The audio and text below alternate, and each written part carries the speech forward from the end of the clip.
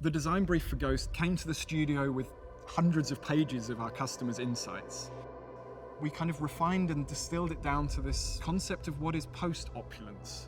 And what do I mean? It's about refinement, about reduction, about simplicity. It was about something that doesn't shout at you, but it whispers. We were pursuing this minimalist aesthetic. That was our absolute objective. I'd say the front of Ghost really demonstrates our obsession with reducing any overt design. There's no additional flourishes. It's very reduced, but it keeps that charm that makes a Rolls-Royce. It's in no way sterile. Our aluminium body structures, they're hand-welded, which means you don't read any additional shut lines.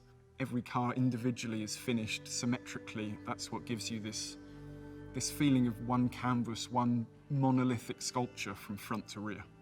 There's more possibilities here for bespoke personalization than ever before.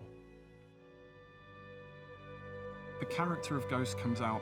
It still has the natural presence you'd expect of a Rolls-Royce, but it's calmly confident. Part of this presence and assertiveness comes through the proportion. We've widened Ghost, and you read this immediately because it's framed by these sharp vertical bow lines which meet this angular light graphic, so it's completely framing the face. We wanted Ghost to have this unique ambience because there's not lots of features, but it should have that character, that spirit should come through. And we discovered we could achieve that with light, so actually behind the veins of the grille there's a subtle illumination. Actually we fine-tuned the shapes and even brushed the back of every vein, that you just get this subtle glow, that it removed any sense of anything ever being sterile. It should always have this warmth of a Rolls-Royce, this gentle glow.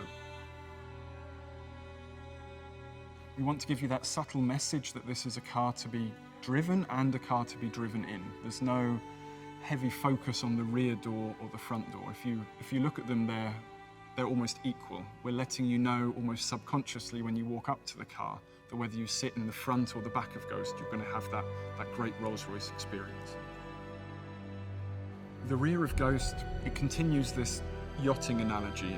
It's resolved in a taper from all sides, and this is how we create that sense of motion. And the focus point is the Rolls-Royce rear lamp.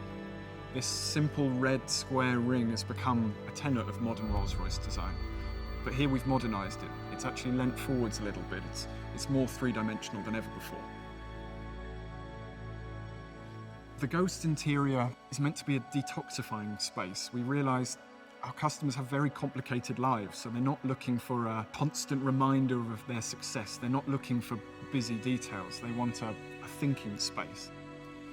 We found trying to do this actually makes it incredibly complicated, but for our craftspeople, the challenges are even greater. There's no distraction, there's no complicated patterns in which to hide any error, so a single stitch line must be perfect. The wood, for example, that you touch, it's not hidden under lacquer, it's open pore, so you can feel the veneer through it. And don't be fooled of what might be underneath there. This has got more technology in it than any other Rolls-Royce we've ever built, but it's only there when you demand it. The dashboard, for instance, the illuminated fascia, it's only there when requested. The effortless doors, there's not an additional button, it's the door handle. Everything is there to make it as calming and relaxing and uncomplicated as possible. Henry Royce said that small things make perfection, but the perfection is no small thing. And we discovered that really holds true today.